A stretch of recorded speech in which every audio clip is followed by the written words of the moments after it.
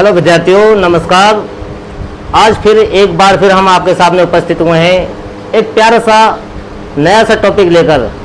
ठीक है, तो चलते हैं अपने इस टॉपिक की ओर। उससे पहले हम थोड़ा सा प्रैक्टिस करेंगे। जो हमारे कल की क्लास थी उसके थोड़े प्रैक्टिस करेंगे और उसके बारे में हम जानकारी लेंगे। तो चलिए देखते हैं।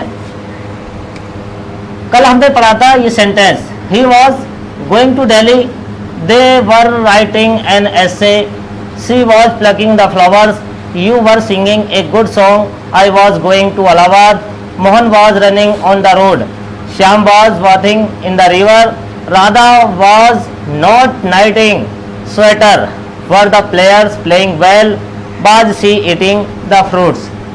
इस हरकत से पता चलता है कि हमारा जो वाक्य है पास्ट का कंटिन्यूअस है। पास्ट कंटिन्यूअस टेंस की इसकी हमारी पहचान चल रही है। और इसकी जो पहचान थी हमने कल लिखाई थी, बताया था कि यहां पर एक वचनकर्ता जो होता है उसके साथ में हम बाज का प्रयोग करते हैं और वर्ब की फर्स्ट फॉर्म में इंग फॉर्म लगा देते हैं या फोर्थ फॉर्म भी हम इसको कह सकते हैं। तो ध्यान से देखें जरा रिवीजन के तौर पर, यानी सिंगुलर सब्जेक्ट के साथ, सिंगुलर सब्जेक्ट के साथ हमें क्या यूज करना था, वाज, और इसी में प्लूरल सब्जेक्ट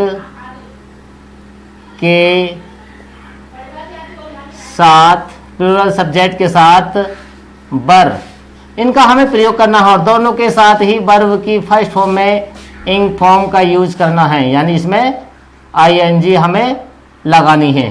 ठीक है, अगर हमारा निगेटिव वाक्य हो उसमें, तो निगेटिव में हमें क्या करना है, केवल नॉट का यूज कर देना है, यहां भी और यहां भी। अफर्मेटिव भी हुआ, निगेटिव भी हुआ। अब इंट्रोगेटिव की बारी है। तो इंट्रोगेटिव में हमने पढ़ा है कि सबसे पहले फर्स्ट टाइप, जो हमारा फर्स्ट टाइप इंट्रोगेटिव होता है, first type interrogative sentence first type में हम क्या करते हैं, जो हमारी हेल्पिंग वर्ब होती है, हेल्पिंग वर्ब, उसे सबसे पहले हम लगाते हैं, उसके बाद सब्जेक्ट, और फिर वर्ब की फर्स्ट फॉर्म जो होती है उसमें इंग फॉर्म का प्रयोग कर देते हैं। अब फर्स्ट टाइप के बाद में सेकंड टाइप इंट्रोगेटिव सेंटेंसेस। सबसे पहले इसमें क्वेश्चन वर्ड और उसके बाद में बाज या वर, फिर सब्जेक्ट, फिर वर्ब की फर्स्ट फॉर्म में इंग फॉर्म लगा देते हैं। ठीक है, तो ये जानकारी हमारी इसमें चल रही थी और वही पूरा सा प्यारा सा जो टॉपिक है इसी सूत्र के आधार पर यहाँ पर दिया है, जो हमने यहाँ पर इसके बारे में जानकारी दी है। टोटल इसी के बारे में यहाँ पर दिया हुआ है, देख लीजिए अच्छी तरह से और समझ लीजिए। अब हम जो है आगे चलते हैं। चलो अब देखते हैं जो हमारा अगला टॉपिक है वो है past perfect tense. Past perfect tense जो कि इसकी पहचान है, इस काल के हिंदी वाक्यों के अंत में चुका था, चुकी थी, चुके थे, लिया था, दिया था, गया था आदि शब्द आते हैं। ठीक है, सिंगुलर सब्जेक्ट, सिंगुलर और प्लूरल सब्जेक्ट के साथ में हमें क्या लगाना है, हैड और वर्ब की थर्ड फॉर्म का इसमें यूज कर देना है। अब इसमें दो प्रकार के हमारे वाक्य दिए होते हैं, एक तो होता है पहले समाप्त होने वाला वाक्य और एक होता है बाद में समाप्त होने वाला वाक्य। तो हम सबसे पहले समाप्त होने वाले वाक्य के बारे में बात करेंगे। चलिए करते हैं।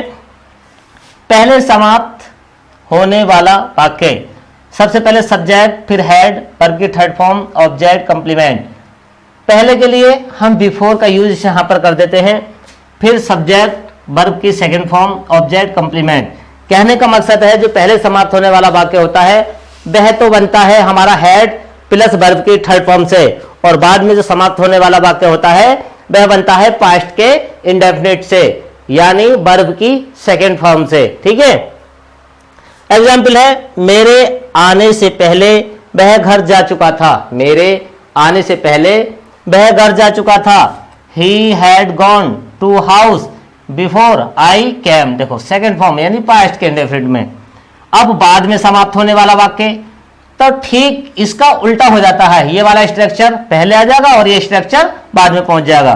देखो सब्जेक्ट वर्ब की सेकंड फॉर्म, ऑब्जेक्ट कंप्लीमेंट, फिर बात के लिए आफ्टर का यूज करते हैं, सब्जेक्ट फिर हैड फिर थर्ड फॉर्म ऑब्जेक्ट कंप्लीमेंट। मेरे आने के बाद वह घर जा चुका था, he went to house after I had come. Negative वाक्यों में हैड के बाद में हमें पहले समाप्त होने वाला वाक्य में हैड के बाद नॉट और फिर थर्ड फॉर्म का प्रयोग करना है।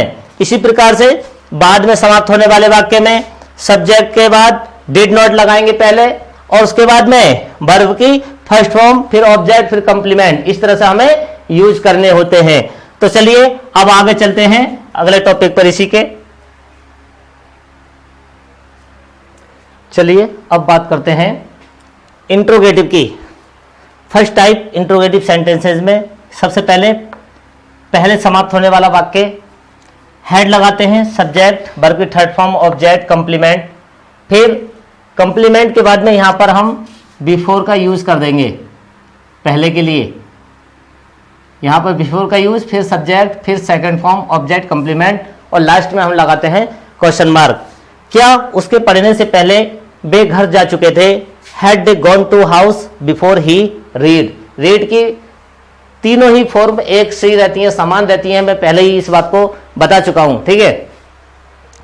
आगे बाद में समाप्त होने वाला वाक्य, बाद में समाप्त होने वाले वाक्य में हमें पास्ट में बनाना होता है, पास्ट के इंडेफिनिट बनाना होता है। सबसे पहले डिड, फिर सब्जेक्ट वर्ब की फर्स्ट फॉर्म ऑब्जेक्ट कंप्लीमेंट, फिर आफ्टर का प्रयोग सब्जेक्ट फिर हैड वर्ब की third form object complement, last में क्वेश्चन मार्क।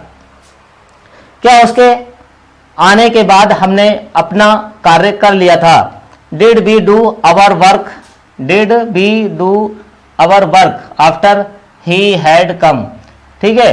अब इसी का हमारा सेकेंड टाइप आ जाए, सेकेंड टाइप इंट्रोगेटिव, तो हमें कुछ नहीं करना है ज़्यादा चेंजिंग, इनके आगे ही हमें क्वेश्चन वर्ड लगा देना है, इनके आगे क्वेश्चन वर्ड लगा देंगे तो यही हमारे सेकेंड टाइप इंट्रोगेटिव सेंटेंसेस बन जाते हैं।